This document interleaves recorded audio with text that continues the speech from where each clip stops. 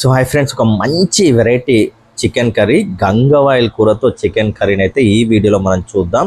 మంచి healthy recipe అండి. ఎవరైతే ఆకుకూర డైరెక్ట్ తినరో వాళ్ళకి ఇలా చికెన్లో కలిపి పెట్టండి, మీ పిల్లలకు కూడా మంచి హెల్తీగా ఉంటుంది.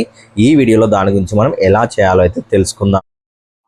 ముందుగా పొయ్యి పైన గిన్నె అయితే పెట్టేసుకొని కొద్దిగా ఆయిల్ అయితే పోసుకొని నేను ఇక్కడ అరకిలో చికెన్ కర్రీ అయితే తీసుకుంటున్నాను. దానికి సరిపడా దాల్చిన చెక్క, బిర్యానీ ఆకు, కొద్దిగా సాజీరా, ఒక 4 లవంగాలు, ఒక 2 యాలకులు వేయండి. పోపుకి వేసిన తర్వాత ఒక 2 పచ్చిమిరపకాయలు కట్ చేసి అందులో వేసేయండి.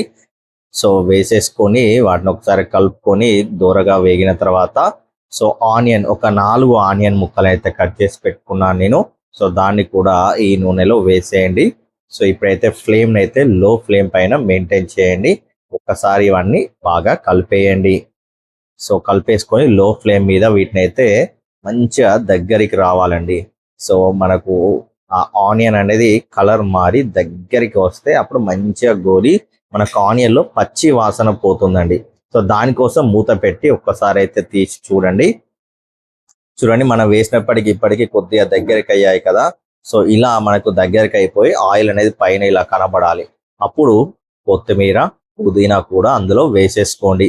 కొత్తిమీర, పుదీనా వేసేసుకొని కూడా మళ్ళీ ఒకసారి బాగా కలిపేసేయండి. ఇవి వేయగానే మనకు ఒక మంచి స్మెల్ అయితే వస్తుంది. సో ఇది వేయడం మాత్రం అస్సలకే మర్చిపోకండి. సో ఇప్పుడు చూడండి, మన కన్సిస్టెన్సీ అనేది ఇలా రావాలి.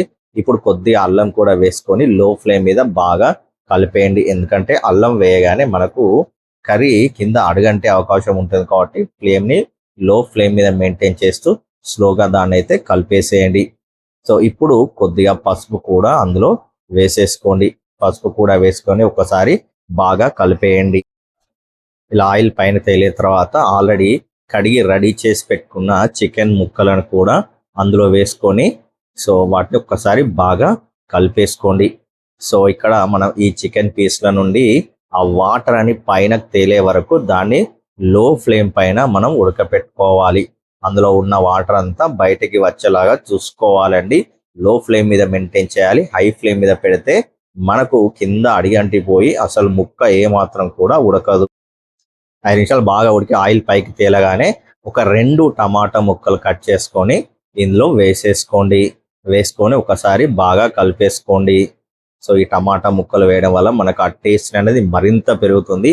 వేయడం మాత్రం అసలుకే మర్చిపోకండి. ఈ గ్రేవీ అనేది మనకు చిక్కగా రావడానికి మంచి పులుపుదనాన్ని కూడా ఇస్తుందండి, మర్చిపోకండి.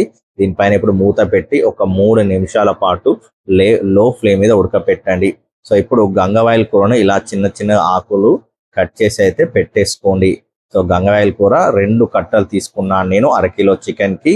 ఇప్పుడు దాన్ని ఒక్కసారి మన చికెన్ ఒకసారి చూడండి ఎంత బాగా ఉడుకుతా ఉందో. అందులో ఉన్న వాటర్ అంతా పైనకు వచ్చేస్తుందండి. మనం టమాటా వేసాం కదా. సో ఇలా ఈ కన్సిస్టెన్సీ మనం అబ్జర్వ్ చేస్తూ ఉండాలి. సో పక్క ఇలానే మెయింటైన్ చేస్తుంది. ఇలా కన్సిస్టెన్సీ వచ్చిన తర్వాత గంగవాయిల్ కూరను కూడా ఇందులో వేసేసుకోండి.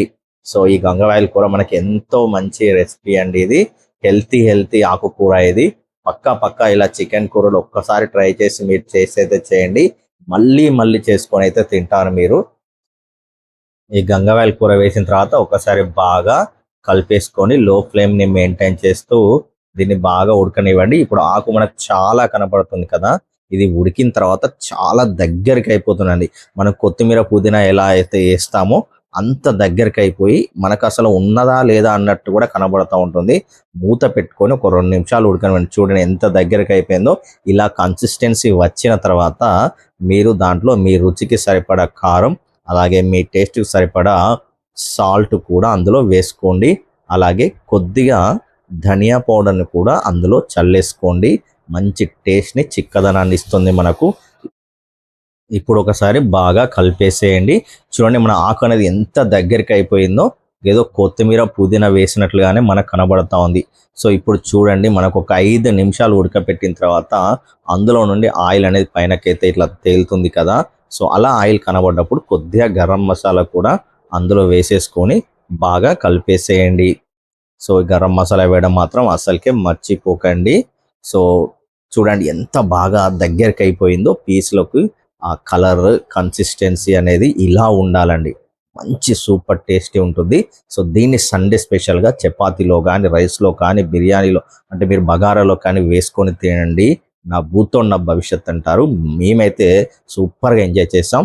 సో మీరు కూడా ఎంజాయ్ చేస్తారని నేను అనుకుంటున్నా. ఈ వీడియో నచ్చితే మాత్రం లైక్ చేయడం, షేర్ చేయడం, సబ్స్క్రైబ్ చేయడం మాత్రం అస్సలకే మర్చిపోకండి. ఓకే, ఉంటా మరి, బాయ్.